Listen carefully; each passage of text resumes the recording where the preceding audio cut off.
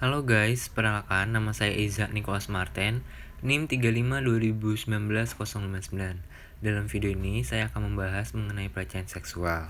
Nah, sebelum membahas inti dari kasus pelecehan yang akan saya ambil, saya akan menjelaskan dan menggunakan teori yang akan saya ambil, yaitu teori patriarki. Apa sih teori patriarki itu? Nah, teori patriarki ini pertama kali dicetuskan oleh seorang wanita bernama Sylvia Walby. Sylvia Walby telah lama menjadi tokoh utama dalam teorisasi feminisme via perspektif materialisme, terutama dalam bukunya yang paling berpengaruh, yaitu Theorizing Patriarchy tahun 1990. Menurut Walby, konsep patriarki masih sangat diperlukan untuk memahami ketidaksetaraan gender. Selain itu, menurut Santo Thomas Aquinas mengatakan bahwa perempuan adalah laki-laki yang tidak sempurna, di mana pernyataan ini menggambarkan bagaimana konsep perempuan ditentukan dari konsep mengenai laki-laki terlebih dahulu. Artinya, keberadaan perempuan ditentukan dalam hubungannya dengan laki-laki, bukan karena mereka memiliki identitas sendiri. Laki-laki menjadi ukuran dan standar untuk mendefinisikan dan menentukan kodrat perempuan, bukan perempuan yang diukur atas kualitas yang dimiliki sendiri. Nah, selanjutnya saya akan memberikan video kasus dari pelecehan seksual. Iya, itu udah benar di Oh, 1 detik aja sudah lari semua kok orang. tuh udah Mama Ipan pintar cerdas deh. Tuh. Kurang ajar banget. Kita di sekolah tadi baru ngobrolin ini.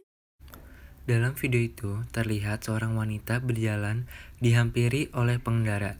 Dalam keterangannya, pelaku pengendara berpura-pura menanyakan sesuatu. Namun, akhirnya pelaku melakukan pelecehan seksual dengan meremas payudara.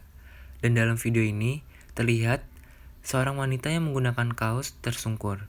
Kemudian, Kepolisian Metro Tangerang sudah memburu pelaku pelecehan seksual yang terekam di CCTV. Kejadian itu pun terjadi di Jalan Perumbugel Indah, Tangerang. Video yang berdurasi 18 detik tersebut sudah viral di media sosial. Selanjutnya ada pandangan dari public figure, yaitu Hana Al-Rashid.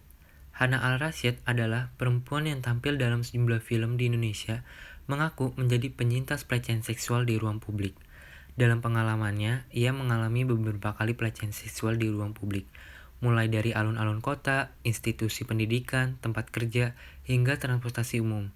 Tapi, yang membekas dari pengalamannya ialah saat ia sedang berjalan kaki untuk pulang ke rumah, ada 2 pria naik motor yang meraba dan langsung pergi. Di situ, Hana mengalami syok dan tidak melakukan apapun. Bahkan, pelaku bisa memutar balik kepalanya dan tersenyum sinis kepada Hana. Kebetulan juga pada saat itu, di salah satu ruas jalan ada petugas pos jaga, dan mereka saat itu sedang main catur, dan kondisi Hana dalam keadaan emosi dan menangis. Lalu mereka bertanya apa yang terjadi, dan Hana membalas, "Saya baru mengalami pelecehan." Dan reaksi mereka hanya, "Oh, biasa."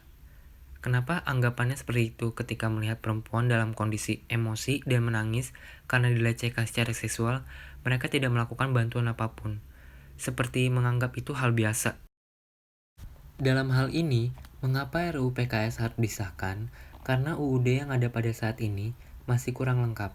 Selama ini, peraturan perundang-undangan terkait korban dinilai masih bersifat parsial dan belum komprehensif dalam menangani kasus kekerasan seksual, serta lebih banyak berorientasi pada pemindanaan pelaku. Padahal, korbanlah yang menderita lahir dan batin, serta trauma berkepanjangan terhadap kekerasan seksual yang dialami oleh korban. RUU PKS dengan didukung oleh berbagai elemen masyarakat diharapkan memiliki fundamental berperspektif korban, terutama terkait pemulihan korban kekerasan seksual. Pertanyaannya adalah, kenapa RUU PKS tidak disahkan saja? Karena agar hal yang sering terjadi ini dalam permasalahan pelecehan seksual tidak dapat terulang lagi kembali serta menganggap remeh. Selain itu juga agar pelaku yang melakukan pelecehan seksual itu diberikan jera untuk sadar dan tidak ada niatan untuk melakukan hal tersebut lagi. Dan tentunya dengan peraturan yang sudah jelas di dalam RUU PKS. Selain itu, juga dilakukannya konseling atau pengarahan kepada korban dan masyarakat yang mengalami pelecehan seksual dan yang belum memahami apa itu pelecehan seksual. yang mungkin hanya dipahami pelecehan seksual itu adalah pemerkosaan saja. Oke guys, segini dulu pembahasan yang saya berikan. Semoga dengan adanya video yang saya buat tentang pelecehan seksual dapat dipahami dan dimengerti oleh teman-teman. Dan saya juga minta maaf jika ada salah kata dalam pembuatan video ini. Terima kasih. Semoga hari-hari kalian menyenangkan.